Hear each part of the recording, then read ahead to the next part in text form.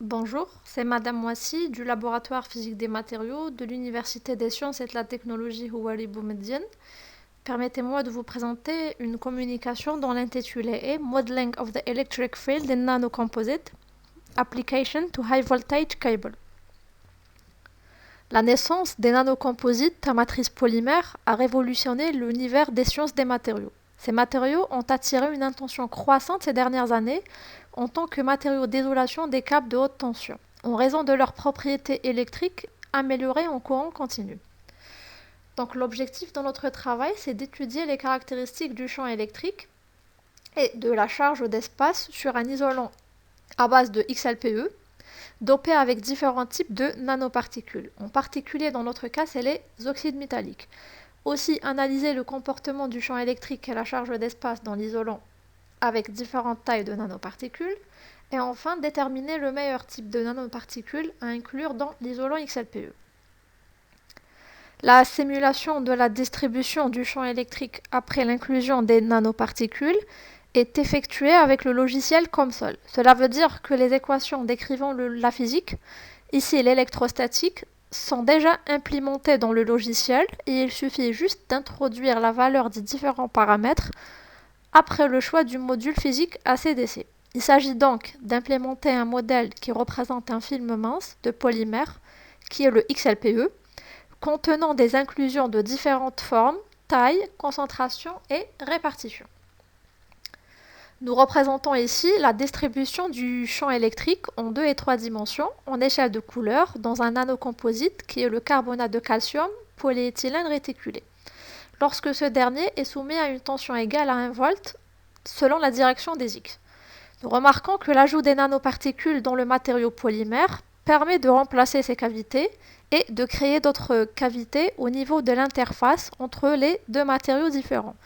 Ce qui fait que les charges vont accumuler dans les interfaces au lieu de se concentrer dans un seul endroit.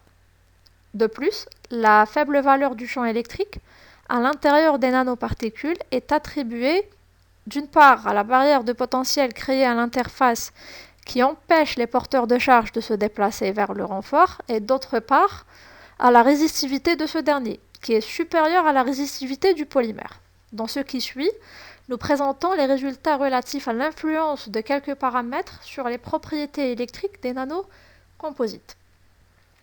Alors ici, les cartographies de la répartition du champ électrique dans un nanocomposite sous un champ électrique égal à 10 MV par mètre suivant la direction de l'axe X pour deux formes différentes, sphériques et cubiques, sont représentées sur les deux figures que vous voyez ici. Donc les nanoparticules sont des carbonates de calcium de permittivité relative égale à 8,5.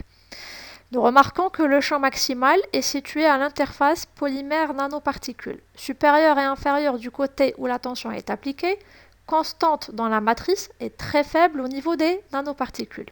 Nous constatons aussi que dans les trois zones, le champ est supérieur pour des nanoparticules de forme sphérique par rapport à celui des cubiques, puisque dans les deux cas, le volume des nanoparticules et la distance qui les sépare sont les mêmes. Alors la différence entre le résultat des deux formes est due à la différence entre l'interface XLPE nanoparticules qui représente la surface latérale. La simulation du champ électrique au sein des nanocomposites avec l'effet de la taille de nano-inclusion est représentée ci-contre. Donc, comme vous voyez, les nanoparticules sont des sphères de diamètre égal à 10 et 20 nanomètres et le champ moyen a pour valeur égale à 10 MV par mètre.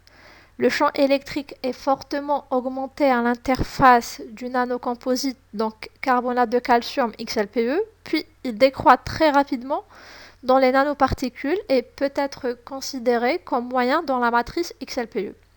À partir de ces deux cartographies, nous remarquons que lorsqu'on diminue la taille des nanoparticules, le champ électrique est diminué partout dans les nanocomposites.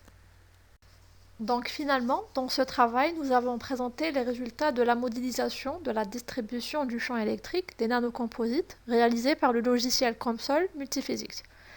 Alors les résultats obtenus nous ont permis de connaître le rôle de l'ajout des nanoparticules dans l'atténuation de l'effet néfaste de la charge d'espace dans le but d'augmenter la durée de vie des câbles de haute tension en courant continu.